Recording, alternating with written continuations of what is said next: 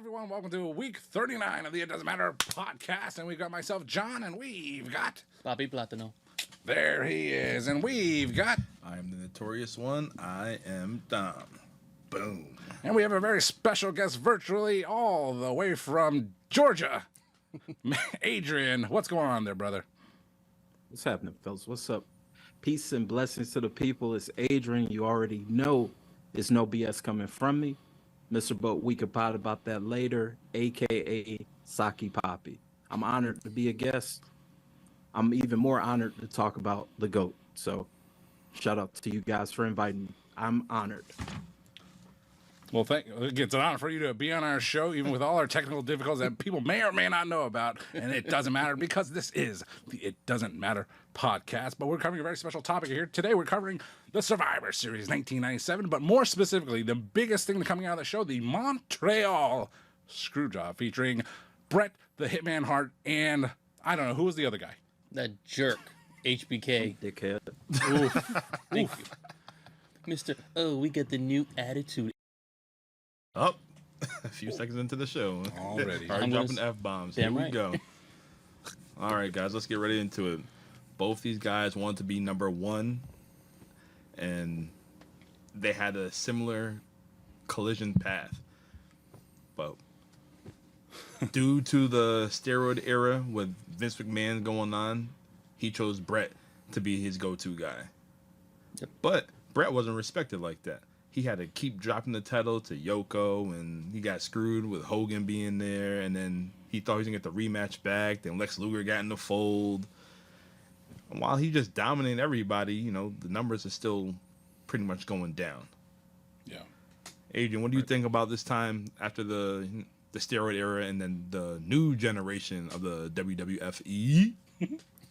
Well, I mean, as evident of my jersey, as evident of my tattoo, Ooh, as there you evident of the flag. Oh, we got props. Oh, yeah, there we go. I'm obviously a big Bret Hart mark. So growing up, I was always a fan.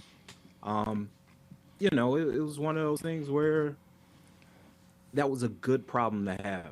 The new generation. You have two superstars, legit superstars. You could say whatever you want about Shawn, but he's one of the greatest of all time.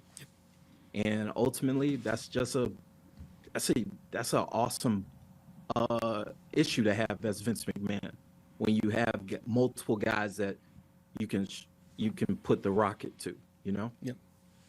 Damn right. Bret Hart, he was the best there is, best there was, and best there ever will be. He was a great technician, but Shawn Michaels, he was an overall performer. He was that guy, you know?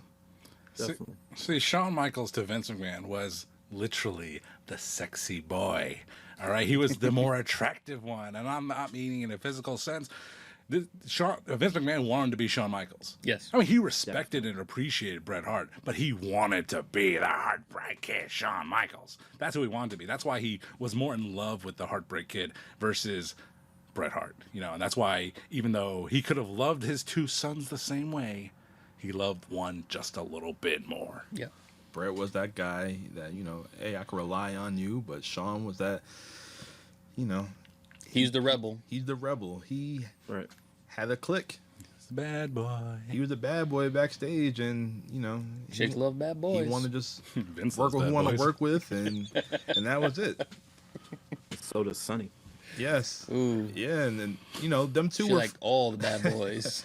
them two were friends back in the day, you know, going to each other's houses, whatnot, hanging out in the dungeon, and, you know, WrestleMania 12 came, the Iron Man match, which was a okay match. It was just too long for me for my I taste. didn't like the way they built Bret, though. It made him seem like he was a feeble old man and just breaking down. Like, really? You going to do that to this guy? It was like Rocky 4. Rocky's going against Drago, and you see Shawn doing everything, no problem, and Rocky struggling to climb up the mountain and all that stuff like that. That's what it reminded me of. Unfortunately, we knew how that ended, though. But it was a good match. Like I said, it was just too long for my liking.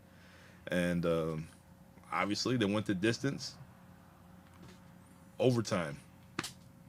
Minute later, sweet chin music. 1, 2, 3. Get the fuck out of my ring. And then that's when it all started from there. Definitely.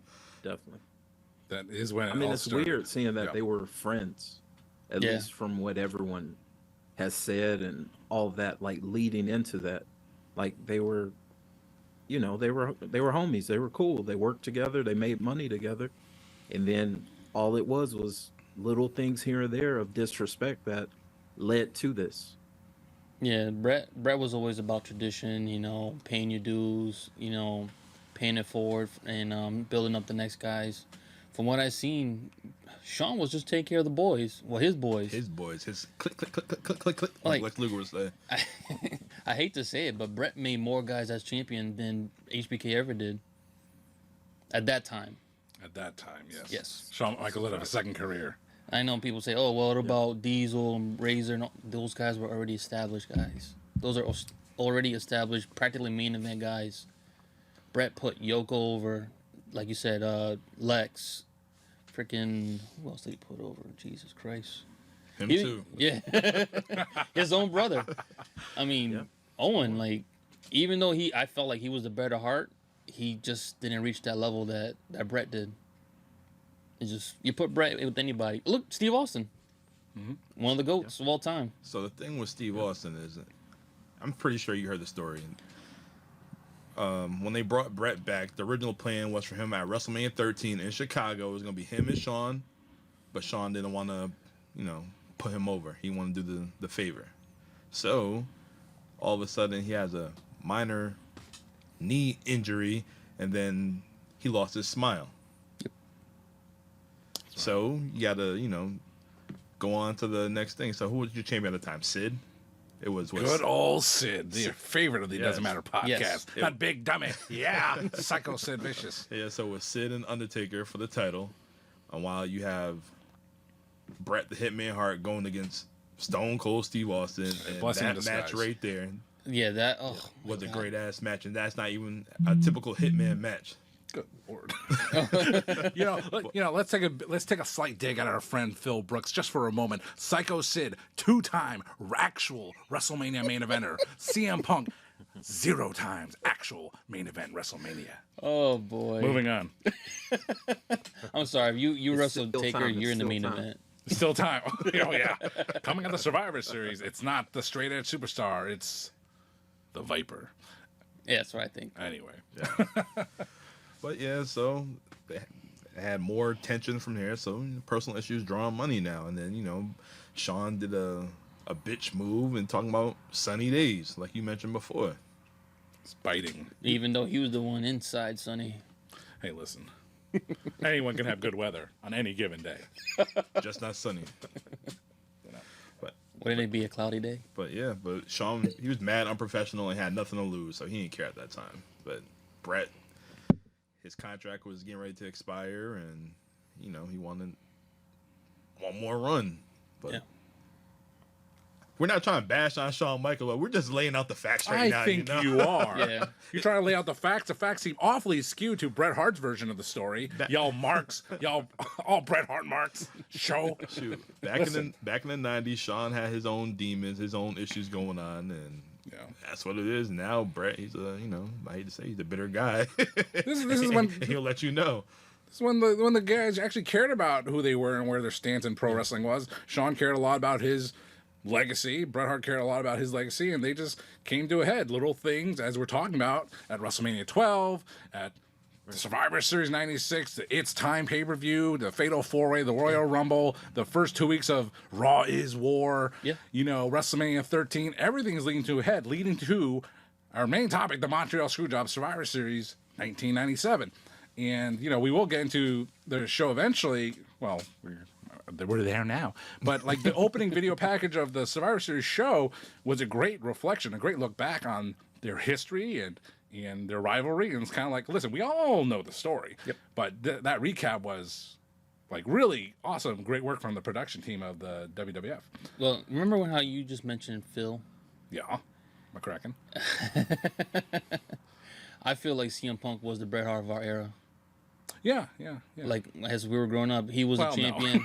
No. No, I he was the disagree. champion, and Shawn was the one main eventing. Oh, yeah. CM yeah. Punk was the champion, and Cena was the one main eventing all the time. So basically, Vince was like, have the belt, but you're Oh, not the main goodness. event. Yeah. Bret likes who, or Vince likes who he likes. Yeah. That's basically it. I mean, even earlier that summer, they had a pull-apart brawl. I think it was in Hartford, Connecticut, actually. Connecticut. Yep. Yep. Bret Hart tore out Shawn Michaels' luscious locks, and the effects of which have been felt today, as a matter of fact. But they were supposed to wrestle at WrestleMania 13, and they did not have a one-on-one match all the way until this Survivor Series. They had their feud heated up like a good old beef stew on the second day it was cooked. At the SummerSlam, Shawn Michaels whacked The Undertaker in his head, led to a little Shawn Michaels Undertaker feud, and Bret Hart was pushed to the back of the line in a tag team match at Bloodbath with the Patriot and the British Bulldog and Vader time. Because Shawn Michaels, we covered this recently on a previous episode of the Doesn't Matter podcast, the Hell in a Cell, Shawn Michaels, Undertaker, first time ever. And because Shawn won that match, he became the #1 contender to the WWF Championship, leading to this incredible night in Montreal. But we're here to talk about the Montreal Screwjob, but there's been lots of things. There's the documentary, Wrestling with Shadows. Yep. That incredible thing. There's been lots of coverage over it, and it's all Bret Hart's story. Because he's the only one that remembers. Shawn Michaels, admittedly, was drugged out. He don't remember much, and he's a liar. He's a filthy, no good liar. Even though I'm on Team Heartbreak for today. What? That's right. Don't blame Shawn Michaels for all the BS that's going on. Listen, it was Triple H's idea. Okay, We know that. it was Vince's call. Okay, it wasn't a good old Heartbreak. He was innocent. Listen, the man doesn't even know shoot holds. He had to wait for good old Gerald, let me put some respect on his name, Gerald Briscoe, to show him some secret moves in the hotel room, okay? Shawn Michaels, company man, did exactly what his boss told him to do and executed it to a T, okay? So, I should upgrade now. Anyway, but... Anyway, while we have you, Adrian, what do you think about the Montreal Screwjob and, all these facts before, we get kicked off our satellite time? Obviously it was heartbreaking for me. No pun intended, It was a weird match, honestly. It never really got into motion, really. And then the finish just came out of nowhere, really. So... it sucked. It sucked for me as a Bret fan. I wasn't really into the internet and learning hey, he's about to say screw WWF and go to WCW. I didn't know that shit. I just knew Bret Hart got essentially screwed.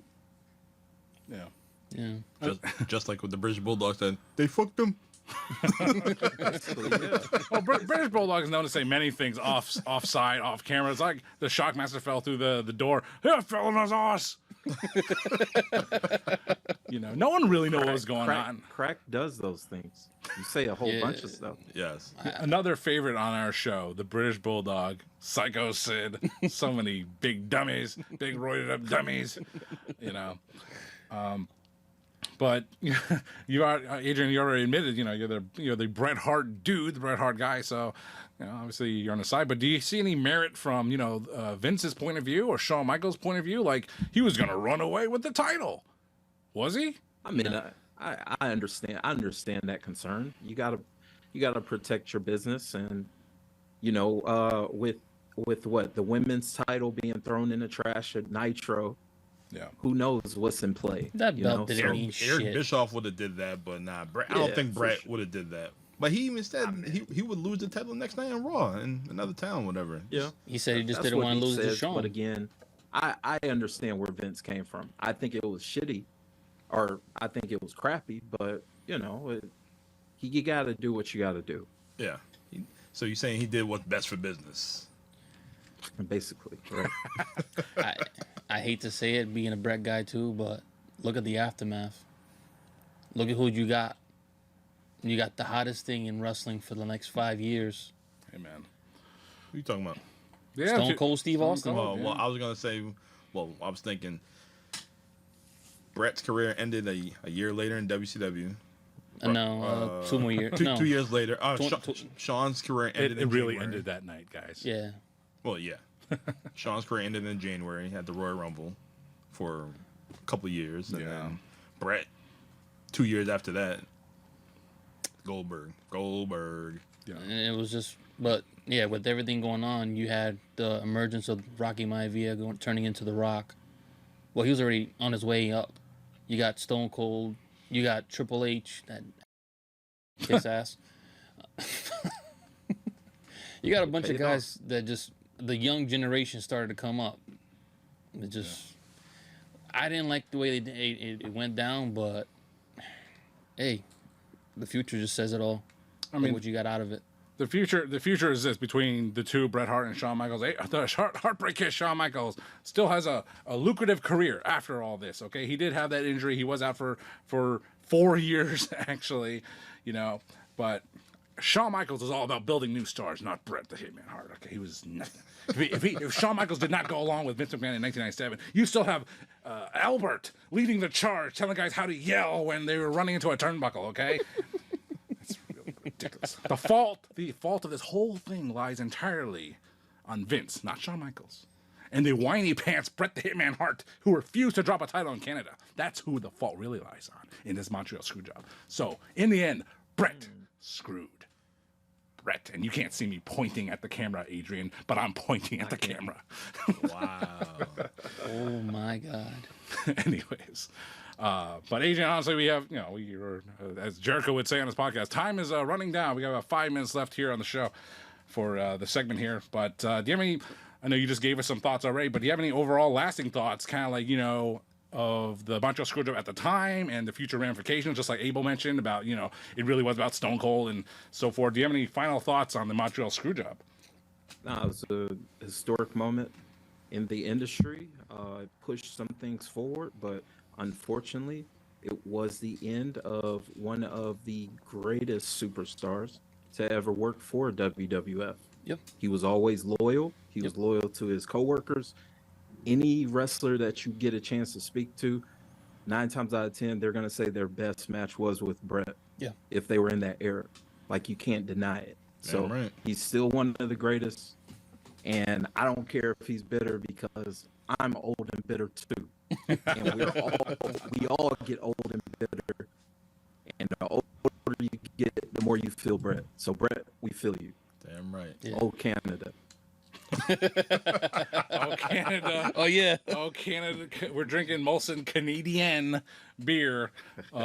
Maybe as a shout out to the Hitman himself,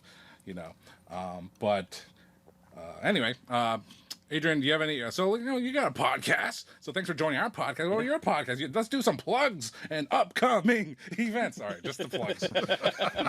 Sorry, Colt Cabana. Right. So you can shout out to Colt. Hey man, just look me up at Suplex Dinner Club on Instagram and on YouTube. I have 2 podcasts on there. We talk college football Mondays and Fridays on Dogs versus All Y'all, where we don't just talk about the Georgia Bulldogs. We talk about all things college football, hence All Y'all. Wednesdays is coming back at the end of the month. Dom was actually on this podcast, the Life and Times pod, and that's conversations with other people who have worked in the hospitality industry. Of course, Thursdays, I'm a part of the All Marks pod, so the name of that podcast is We're All Marks Anyways. Look that up. And also on Fridays, I'm a part of Pushing Narratives, which is a sports podcast. So I stay busy. I see. I can't handle one show. Hey, time management, alcohol, and a patient wife. They'll take care of you for the long haul, I imagine. That's it. That's what's up. But thanks for having me on, fellas. I really being on the show, bro. All right, brother. All right, thank you very much, Adrian.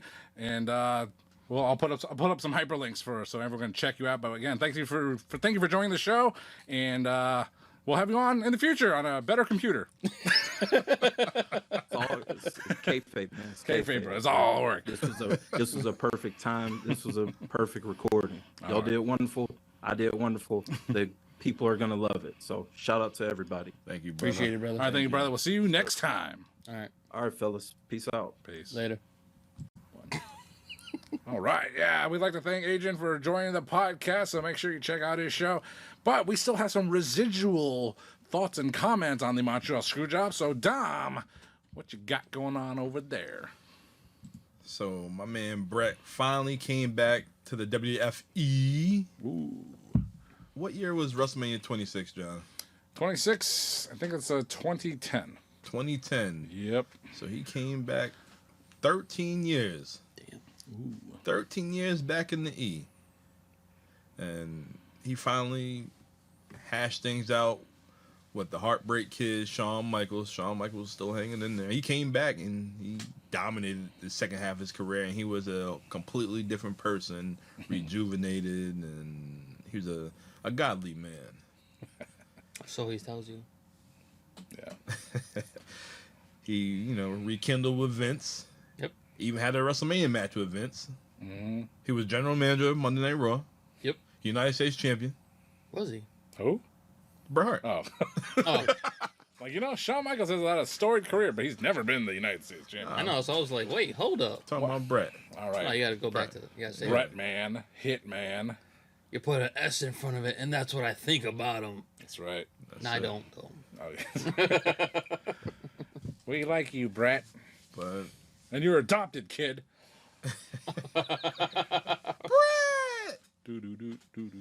But it was cool. It was a crazy situation, but I mentioned to you guys before, like, if the Screwjob never took place, will we see the debut of Kane? Yeah. Well, actually, yeah. Well, yeah, Kane was it a month before, whatever. Well, no, but all right. Let me rewind. Let me rewind. All right. Can I get a do-over? All right. Dummy. Yeah. If the Screwjob didn't take place, would Austin still be red hot? Yes. Would there be would DX still be hot? Yeah.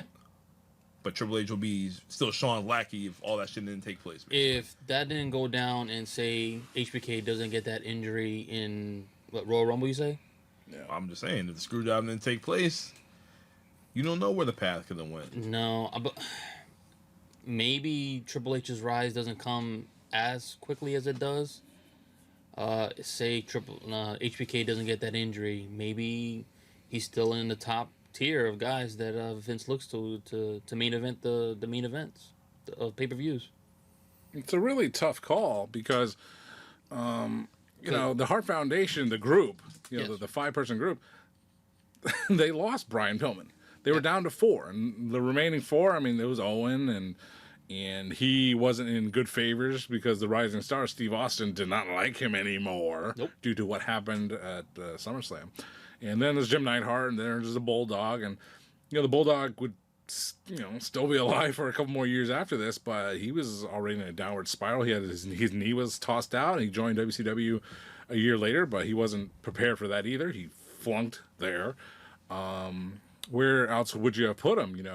The weirdest thing for me was Steve Austin facing Dude Love as his number one contender. It's like, maybe you would have thought Bret Hart might have come back as Austin's challenger, and maybe Bret would have had another couple of years.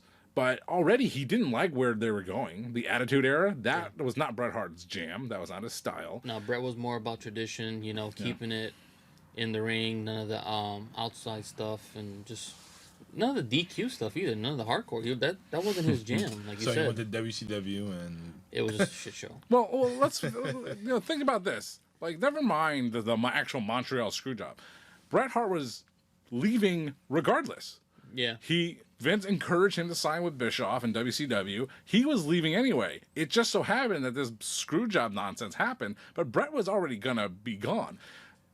if you guys don't know, as we record this today, 26 years ago today, Bret signed with WCW while he was the WWF champion. He had permission. Yeah. He had permission. And that's exactly what MJF is gonna do in 2024. Oh my God. The Great Battle. The Great Bidding War of 2024. Hi. He ain't going nowhere. Probably not. But I won't. Not with that. didn't WWFE offer him, what, a 20-year contract? We're talking about Bret. I know, yeah. Yeah. That's ridiculous. Vince was desperate. He wanted to keep all his top stars because he lost Diesel and Razor and more. So he wanted to keep who he had, because I remember very specifically this WrestleMania 12 poster had 5 people on it. 5. Sucker. It had Shawn Michaels, Bret Hart, Razor, Diesel, and The Undertaker. I thought that was one hell of a WrestleMania 12 poster. Razor didn't make it to WrestleMania 12. But that being said, they were down to Undertaker, Shawn, and Bret. Then Bret was gone for most of 96. So it was Shawn and Undertaker. Those were their top guys. So Vince McMahon, who probably loved that poster just as much as I did, he was like, I can't lose my 3rd top star of that poster. Yep. So that's why he offered him a desperation 20-year contract. And when Bret said, I'm not going anywhere, I'm staying here for 20 years, they panned to Vince at ringside. Oh, Yeah. oh yeah. Yeah. Oh. All right. So, but Bret, like I said, the thing people don't really think about is that Bret was leaving anyway. So the rise of Steve Austin, the rise of The Rock, the rise of hardcore the hardcore championship, DX, Val Venus, Choppy, your cheesesteak, all those things probably would have happened anyway. It's just, but what about Vince McMahon, Mr. McMahon? Now that character probably never would have taken. No. Not maybe. Not the way it happened, No. but that character was showing up because of all the BS that was going on backstage, and some of the wrestlers were basically bringing that up to light. That you run the company, you're the owner, you're not just an announcer, you actually own this damn company. Not about good guys and bad guys. You can see in the background Heels Vince or and baby Sarge. faces. Good guys versus bad guys. I think Vince, if you really noticed this in '97, Vince was a fan of Stone Cold Steve Austin Big time. on commentary. Yep. And there's a certain point where someone probably put a little birdie in his ear and said, "You are the geeky announcer that no one likes." I mean, they don't respect you. You're just the geeky loser announcer. We can't have the geeky loser announcer cheer for the cool rebel upcoming babyface guy. So Vince's like, yeah, I think Stone Cold's gonna win tonight. Yeah, I like him. It's like, no, fans don't want to hear that one. They want Stone Cold to stun you. Yeah. And this was in September at Madison Square Garden. Stone Cold stunned Vince for the first time. That tall stack of dimes called his neck. The second worst stunner of all time. The first one was also with Vince in Dallas. That was terrible. And Vince had this Mr. McMahon character built up in Memphis already. So I think he still would have gotten out there somehow as Mr. McMahon, but the Bret Hart thing really pushed the Mr. McMahon over the top. Yeah. That one was just, whew. You really got to see who this man really is. Well, that would be the lawsuit in 2022 that got him out of the WWE. Still pending. Where is that Netflix show anyway? Well, pal. It's got to be that cane he's using in Saudi Arabia. Anywho.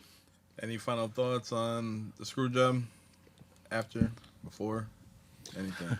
it was the most disgusting decision of all time, but it probably was the best decision of all time. Hey, he did it again the following year with The Rock and Mick Foley. That was, oh my God, just to piss me off even more. And he did it again a couple years, maybe a couple decades ago after. It's like with Natty and Charlotte. I'm like, tried you to do that shit at Money in the Bank with John Cena and CM Punk. Yeah, oh Cena my God. clocked him. The Montreal Screwjob has had a long-lasting effect on pro wrestling as a whole. In both companies, all companies, because Vince Russo would take it. He would use it as an influence on the Starrcade 97 main event with Hogan and Sting. Okay, he would use it in the 1999 Starrcade main event with Bret and Goldberg and Roddy Piper walking out so sad. And he just hands the belt to Bret, and Bret's like, oh, here, you've earned it. You deserve it. Bret's like, what's going on?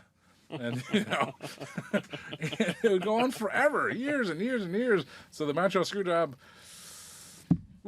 just a long effect on pro wrestling, and that's why it's one of the major topics here on the It Doesn't Matter podcast. Even Mick Foley quit for a day.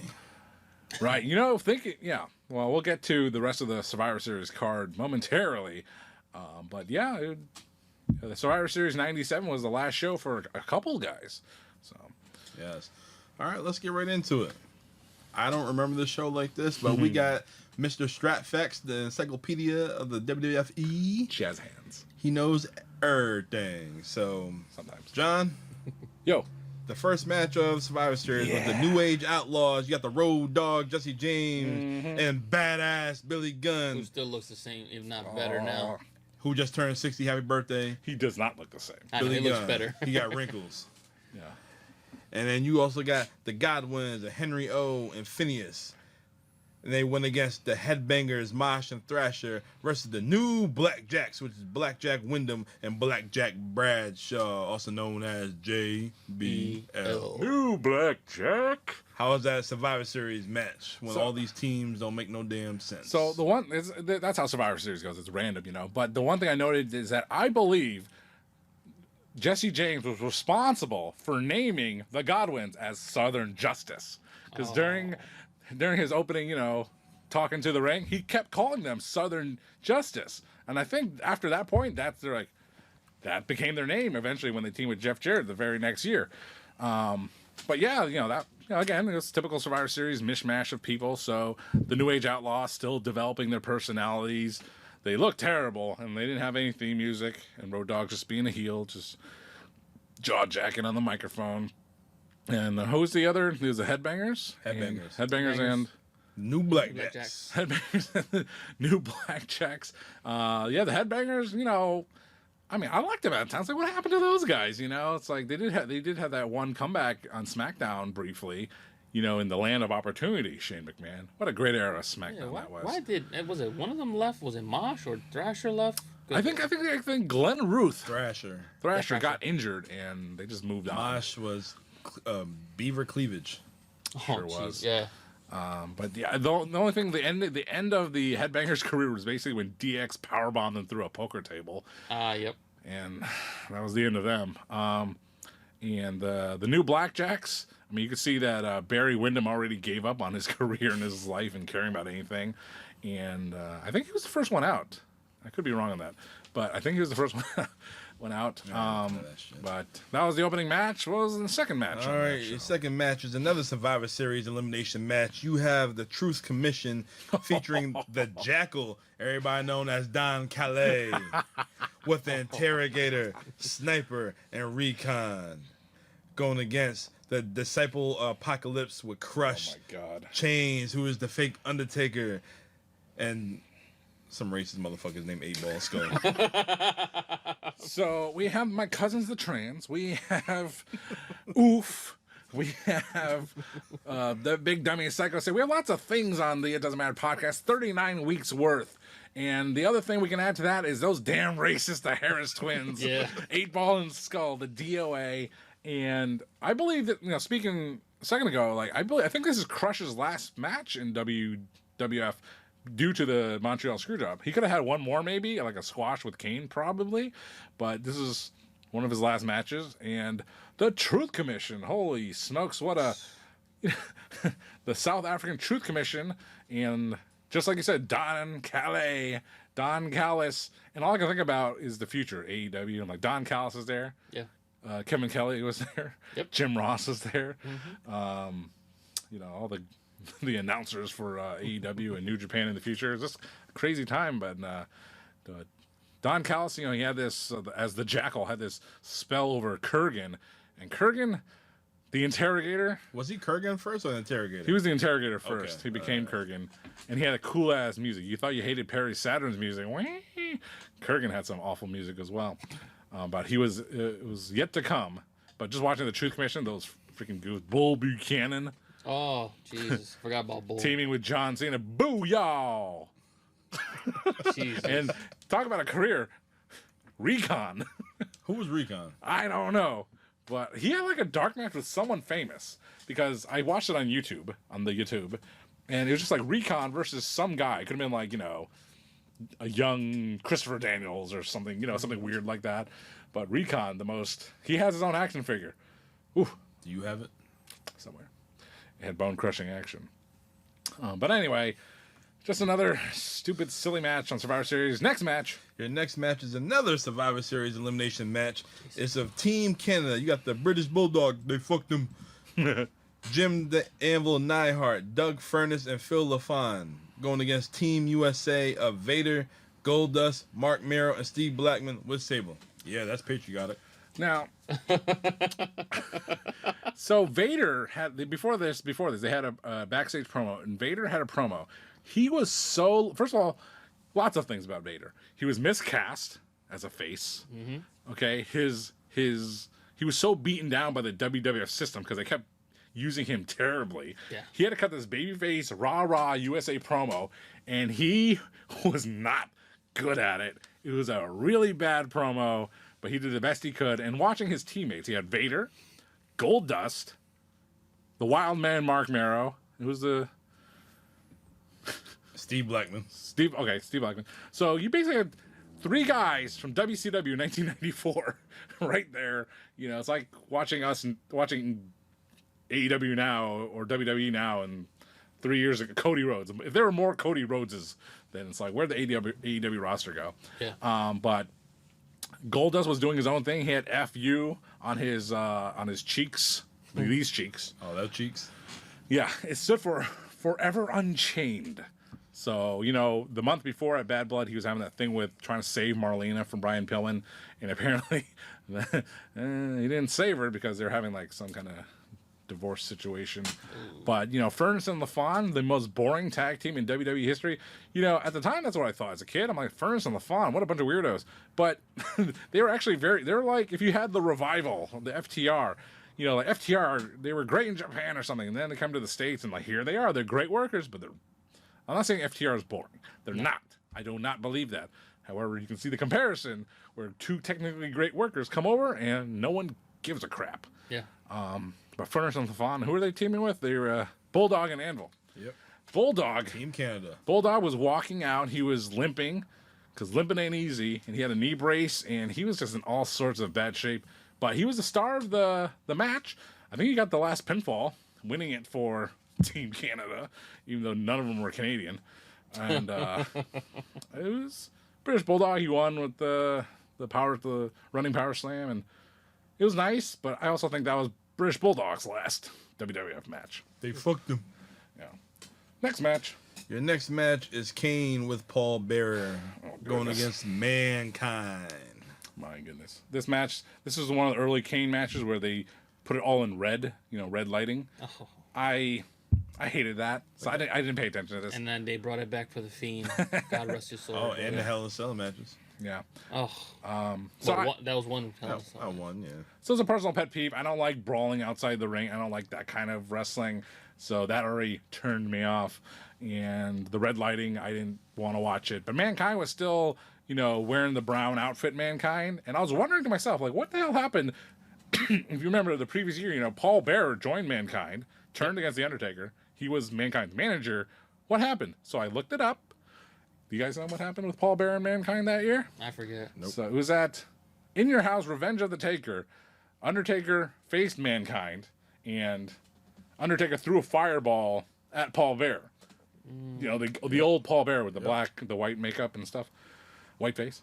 And so he threw the fireball at Paul Bearer, and Paul Bearer, all his makeup went away. So when Paul Bearer came back, he had that patch, you know, the cotton ball on his eye, and he had a strawberry hair, and he had a regular face, and then he was the regular Paul Bearer, and then he said, "Undertaker, your mom's a slut." And they started that angle, which would lead to Kane re-debuting. So, Which a lot of people don't realize. oh my god, Oh boy. That Undertaker started off What? as you jerk. Kane the Undertaker. That's right. So they just basically took the name that he originally started and gave him a character to go with it. As a tribute to his fallen brother. Yeah. Sure, wink. Next match. Your next match is another Survivor Series elimination match. You have Ken Shamrock, Ahmed Johnson, and the Legion of Doom of Hawk and Animal going against the Nation of Domination of the most electrifying man in all entertainment, The Rock. And our topic for week 40 of the It Doesn't Matter podcast. You have Farouk, Kama Mustafa, and D-Lo Brown. You better recognize. Now, how are we so lucky to have in our lifetime another face-off with The Rock and the Legion of Doom? Wow. So cool. Yeah, that is crazy. So you have the Nation of Domination. You have all those guys, and they are who they are. And on the other team, you have the Legion of Doom, minus their shoulder pads, because the New Age Outlaws stole them. I thought maybe they didn't let them bring them to Canada, but that was a storyline that New Age Outlaws stole them. And Ken Shamrock, he got a huge pop coming to the ring. And of course, there was the Pearl River powerhouse, Ahmed Johnson. And, well, earlier that year, he was always against the Nation of Domination, always against Farouk. And he joined them, but he got injured. He was injury prone. And then they kicked him out of the Nation of Domination, and he was replaced by Dwayne Johnson. And Ahmed Johnson, this has happened before in wrestling. A character changes. They were like insanely popular and cool. Then they do a heel turn that's supposed to boost a career. It fails. Then they go back to who they were, and it doesn't work. Right back. Damn. No one gave. I liked Ahmed Johnson a lot, and he was. He did himself no favors. He was a super shell of himself at that time, and it's very sad to watch. And he even had more knee pads up his thigh. He didn't have no knee pads when he was Big T.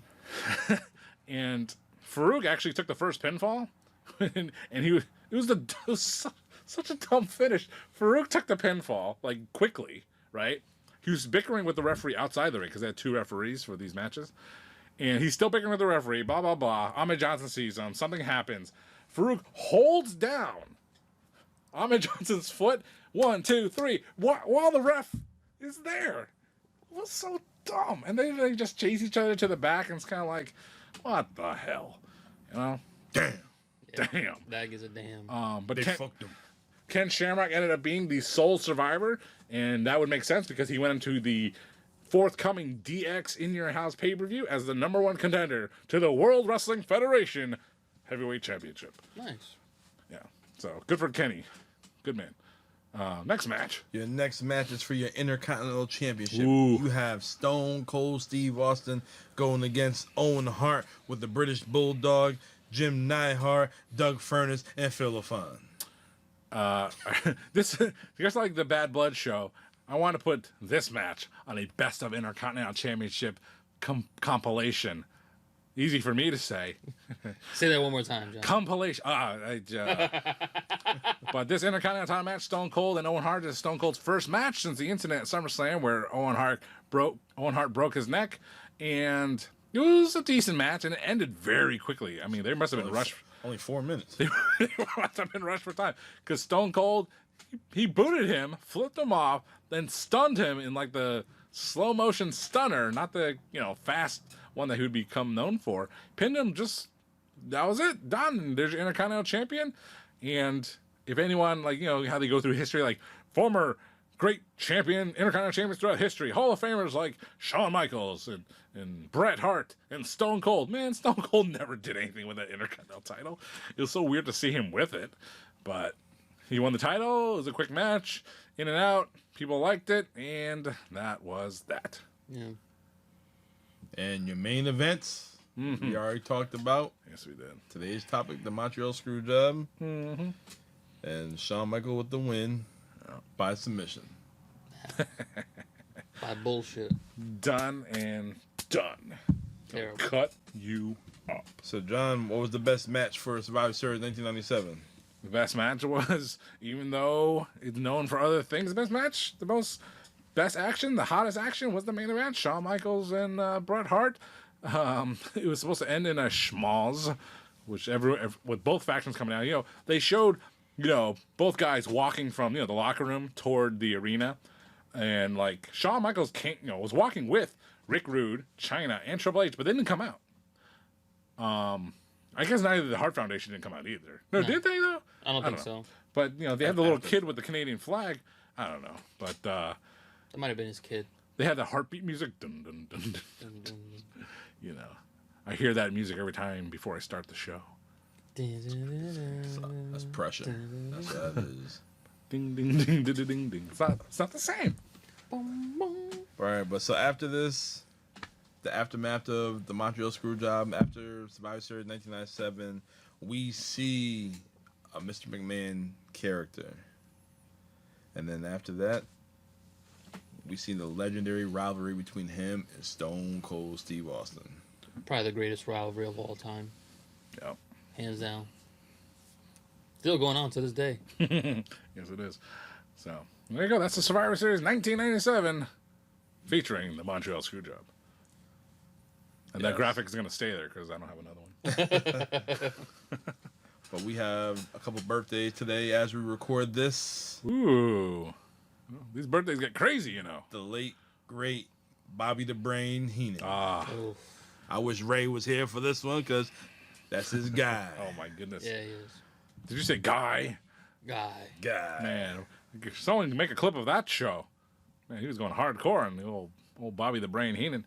Great commentator, you know, funny-ass guy. Great book, you know, great DVD. So, Bobby the Brain Heenan. Way to work, kid. Probably the greatest all-around wrestler, announcer, whatever title you want to put in front of him. He was the best. You leave your head down with that one. Greatest wrestler. Yeah, great. Where's that Metal Gear Solid noise? Who else's birthday was it this? Bobby was a wrestler. He was a wrestler, but he wasn't the greatest wrestler. But Jackal was a wrestler. Well, bestseller. Anne Rice is a bestseller. And I like Rice. All right, greatest announcer. That brown sauce. All right, so our next birthday, this man just turned 41, and he could be, well, he's not going to be, your new Universal Heavyweight Champion, and his name is L.A. Knight. Yeah. Hey, I kind of figured that one out. Probably seen it on the page. I probably shared it earlier. What? But yeah, Jerk. It's his birthday, and Cool.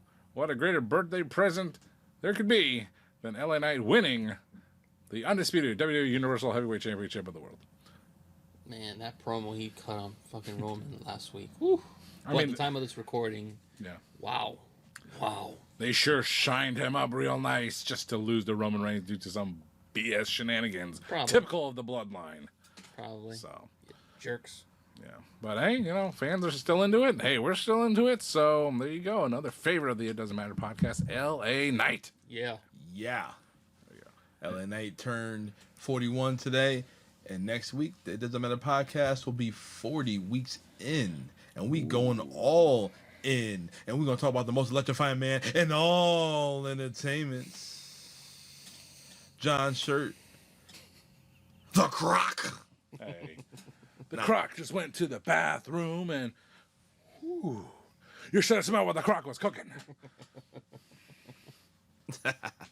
Next week, we're going to talk about Dwayne The Rock Johnson. We're going to start from when he debuted in Survivor Series of 1996? Yeah, and we're going right. to talk about his career and what he's done for the business. Not much, but, you know, we're going to do it.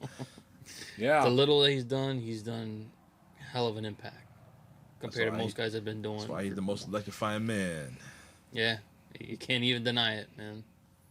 Just like what he does.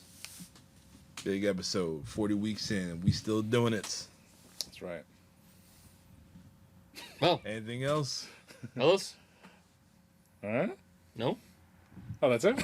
That is it. That is it for today? Week 39. You got to save all your energy for week 40 because... That's right. You got to save up the juice, baby. What? The brown sauce. That's what I call my Oh, juice. Oh, save Got to save up the juice, the brown sauce, baby. You know, but yeah, we covered, you know, the whole Survivor Series pay-per-view. We covered the Montreal Screwjob, up, down, back, and around. And getting ready for week 40 of the It Doesn't Matter podcast. So we'd like to thank Adrian for joining our show. We'd like to thank all of our listeners. We'd like to thank the Rhode Island Broadcasting Network. One more time. The Rhode Island Broadcasting No. Network. Broadcasting. The Yeah. Rhode Island Broadcasting Network. Yeah, we also love the movie Private Parts. We love Molson Canadian beer. We love all the good things here on the IDM pod. But, you know, if you Follow like... us on YouTube. Yes. The X. Comment, subscribe. Yes, Apple. Like, Share. Spotify. Like, tell a share. friend. We're on Facebook. Give us suggestions. Randy, where you at? We got any Randy questions? Randall. He had some Tony Khan questions. Oh, I love Savio Vega's Well- former persona, Tony Kwan. Tony Khan. Well, how were you guys' thoughts on the main event at Collision before we go? Oh, yeah. It was amazing. Yeah. If you guys don't know, it was MJF versus Kenny Omega, and It Doesn't Matter podcast was in the building. That's right. Yeah, at the Mohegan Sun Arena. You couldn't get a bad seat anywhere in there, bro. No And matter. they actually had, you know, good turnout. It wasn't like you seen on Facebook and whatnot. I tried to count. You know, I really did. Because I'm like, I'm not good at counting. But so you figure you have rows, you know, A through, who knows, Yeah. at least the alphabet. 24. So 24. Rows at least 1 through 20. So it's 20 times 24. And that's a number. Oh, bro. Okay, take that number, multiply by how many sections there are, and you know what? It was a pretty decent turnout. I mean, I was very generous in saying, I think maybe 6,000 people were there. I heard a report that was around 4,000, which is still a good number. But you know what I was thinking about during that show, looking around, I'm like, this is all wrestling fans. Yeah. Like real modern pro wrestling fans. With the WWE show, you would get everyone else. You'd get the extras. You'd get the people that do watch it once a year. The people that haven't watched it since Hogan was the champion, Yes. and not in 2002. You know, so they'd have the extra, the riffraff. See, I DJ'd a lot of weddings, okay, and that's what we call the extra guests that aren't family, not close friends. We call them the riffraff.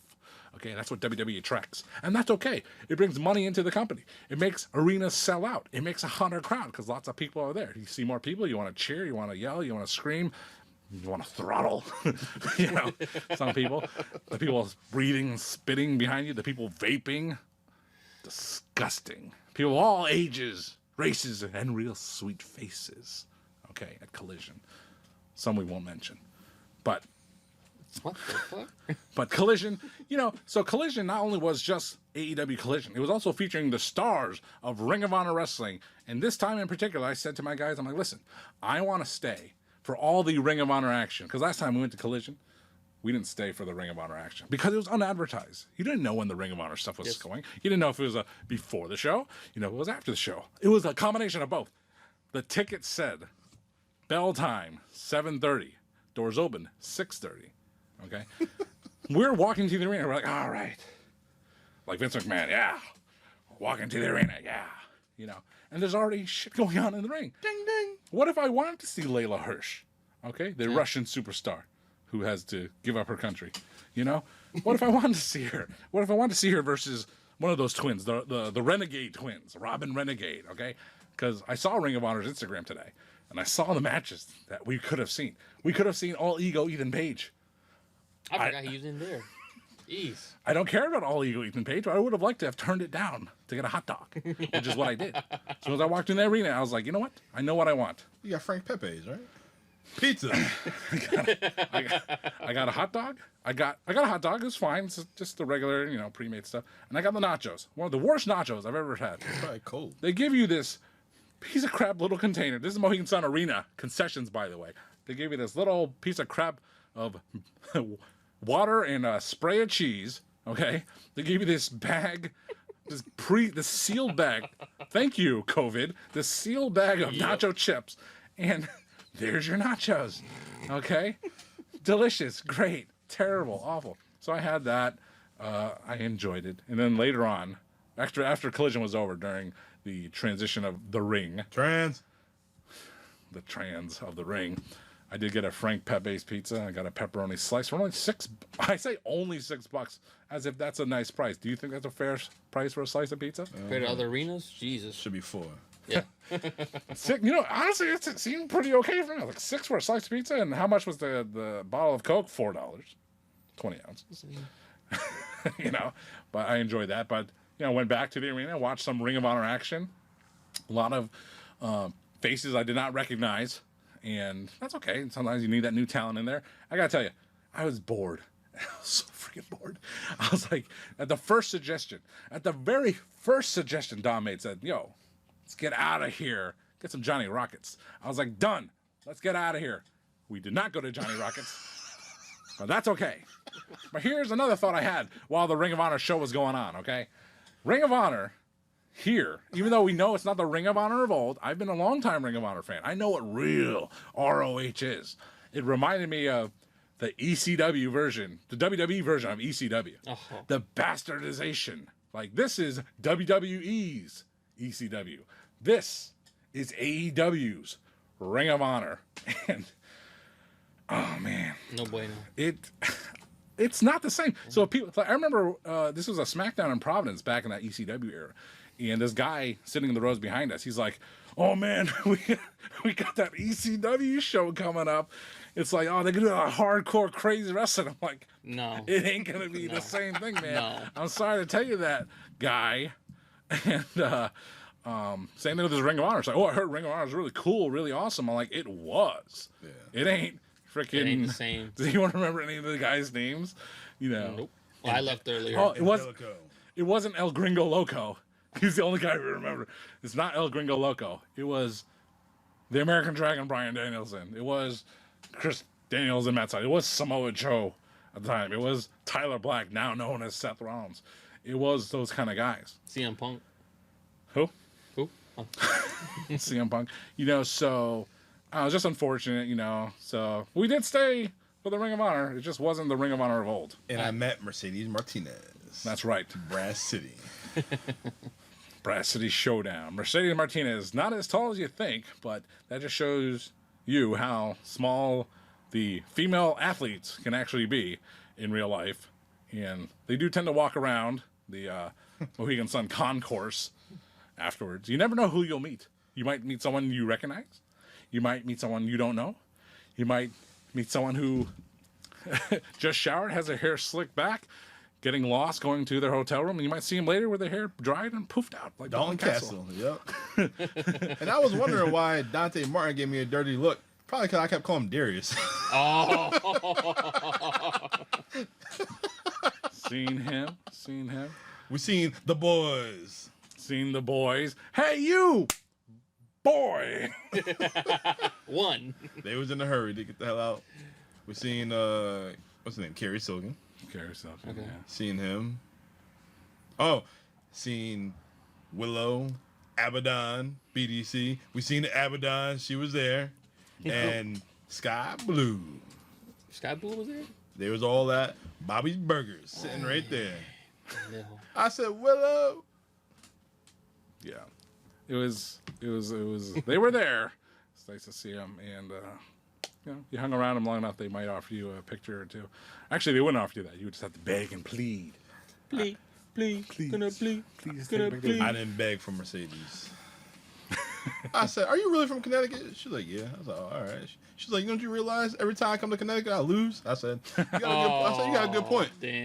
That was, first of all, that was the opening after Collision. That was the first match. And the main event of the Ring of Honor tapings, the one they pimped out the most, is Athena, the Ring of Honor Women's Champion, versus Mercedes Martinez. And it's actually a pretty good match. It was like one really good near fall. You're like, whoa. Mercedes is going to win the title here, you know? Nope. But it was not meant to be. But, you know, ring Chin up. Easy for me to say. Oh, Tony Stark. Oh, Tony Stark. So Collision was a good time. It was well worth seeing and checking out. Ring of Honor, not so much. You naming notes for that, Abel? You sat separately from us, so. I left earlier because my stepkid wanted to get out and play in the arcade. So I was like, whatever, fuck it. But no, Collision was great. Obviously, the main event was nothing but fantastic. And I even asked him, like, you like this? He was like, this is something I'd like to come back and see. So, MJF, you just made a fan out of a young kid, a young 11-year-old kid. So, AEW just got a new fan.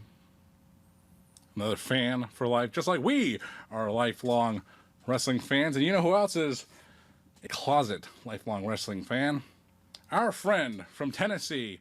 Her name is Taylor Swift. Hi, Taylor. What's going on there? I heard it's gonna be Taylor Swift and Travis Kelce versus Triple H and Stephanie McMahon at WrestleMania. Oh my God! Leave it alone. Not these rumors again. But anyway, that's the It Doesn't Matter podcast, week 39. So thanks for watching. Thanks to Adrian for joining us once again. Please like, view, subscribe, comment, and Share, folks, follow, we all will that. see you next time. Goodbye, everybody. Boom.